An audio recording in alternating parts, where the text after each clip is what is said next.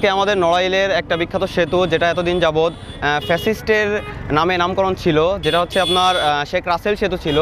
তো আমরা বৈষম্যবিরোধী ছাত্র আন্দোলন নড়াইল জেলা ছাত্র জনতার পক্ষ থেকে, আমজনতার পক্ষ থেকে আজকে এই শেখ রাসেল সেতুকে আমাদের নড়াইল জেলার কৃতি সন্তান, যিনি তার জীবনের বিনিময়ে আমাদেরকে আজকের এই স্বাধীনতা এনে দিয়ে গেছে, তার নামে শহীদ সালাউদ্দিনের নামে আজকে আমরা এই শেখ রাসেল সেতুকে নামকরণ করলাম। এটা আনঅফিসিয়ালি আজকে আমরা উদ্বোধন করে দিলাম। খুব শীঘ্রই আমাদের ডিসি মহোদয়ের মাধ্যমে আমরা এটার নাম ফলক খচিত যে এটা করে দেব ইনশাল্লাহ।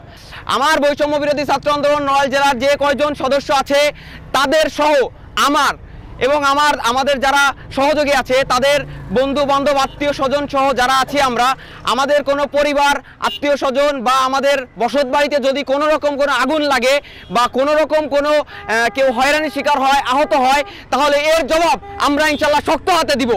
নড়াইল সহ সারা বাংলাদেশে আওয়ামী ফ্যাসিস্ট দোসরদের নামে কোনো স্থাপনা এবং কোনো কিছু নাম থাকবে না।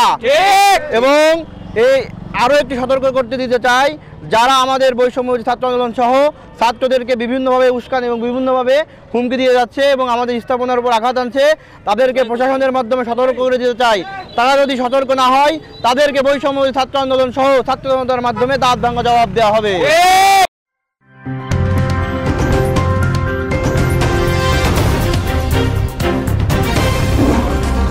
Voice of Tiger.